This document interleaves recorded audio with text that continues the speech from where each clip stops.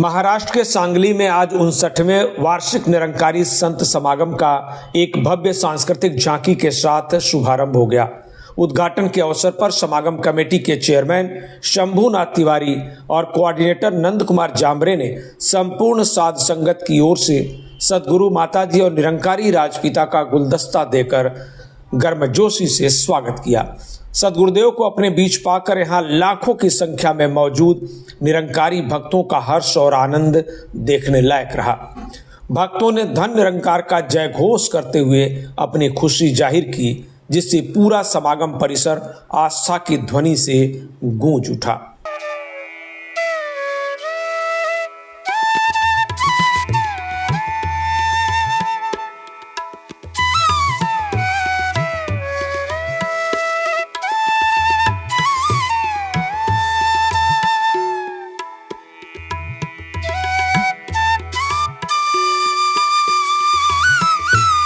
तस्वीर में दिख रहा यह मनमोहक दृश्य सांगली के इसी समापन का है।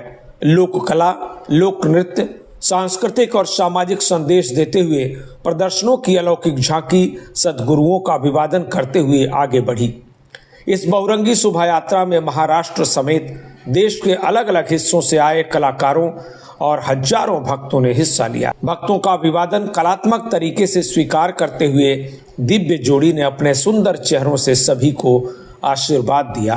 सद्गुरुओं का दिव्य जोड़ा पालकी के साथ शोभा यात्रा और झांकी में शामिल हुआ और कलात्मक रूप से सजे हुए समागम के मुख्य द्वार पर जाकर खत्म हुआ। इस मौके पर सद्गुरु माता सुदीक्षा जी महाराज ने मानवता के नाम अपना संदेश देते हुए भक्तों को धन्यवाद भी दिया। से कहना धन निरंकार जी, आज यहाँ सांगली में महाराष्ट्र और देश विदेश के सभी संजन उपस्थित और भाव यही कि अपने इस आध्यात्मिक जो जीवन को भी उतना महत्वपूर्ण बनाना है जितना हम एक मटीरियलिस्टिक जीवन अपना जीते हैं। और हर पल में, हर सांस में जब हम कोई भी अपना कर्तव्य, रिस्पॉन्सिबिलिटी निभा रहे हैं, उसमें भी अध्यात्म साथ ही एक शामिल कर लिया जाए और जीवन उस रूप में, ये जो आत्म मंथन, ये थीम कि कैसे एक खुद को हमेशा सेल्फ करेक्शन मोड पे रखकर कि खुद को संवारते हुए अपने अंदर झांक के अपना एक खुद का सुधार, ना कि दूसरों की गलतियों को एक देखने की ज़रूरत, अपने आप को संवारें। ये जीवन एक इतना सुंदर इस परमात्मा ने धरती भी जहाँ बनाई है, ये धरती को भी संवारना है।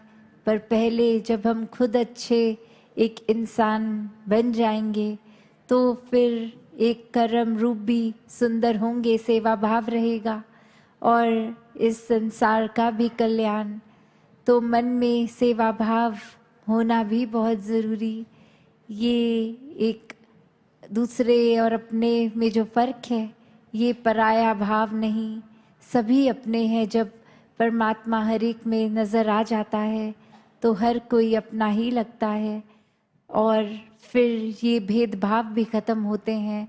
ये चाहे सामाजिक बायस हो या फिर कोई और रूप में, कभी एक अमीर गरीब, रंग नस्ल, किस राज्य के हैं, किसके नहीं, खाते पीते क्या हैं, ऐसे अनेकों जो भी फ़र्क हैं, ये भी फिर खुद ब खुद ही मिट जाते हैं।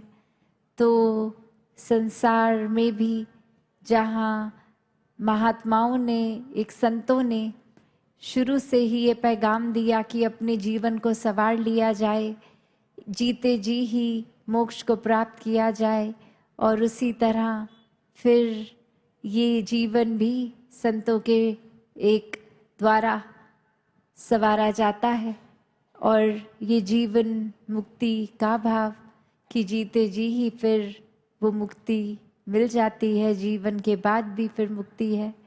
तो यही अरदास इस दातार से कि हर एक के जीवन में संतमति आए, वरना तो संसार में हर तरफ ही एक आग लगी हुई है, कोई ना कोई कारण से कोई मनों में एक नफरत है, एक एक्शंस भी उसी तरह जो दूसरों को चोट पहुंचाने वाले, तो उस श्रृंखला में हमारा नाम ना शामिल हो, प्यार बनकर प्यार बांटने वालों में नाम शामिल हो। तो ऐसे ही आत्ममंथन करते हुए अपने जीवन को हर कोई संवार ले। साथ संगत जी दान। Bureau report TV1 India.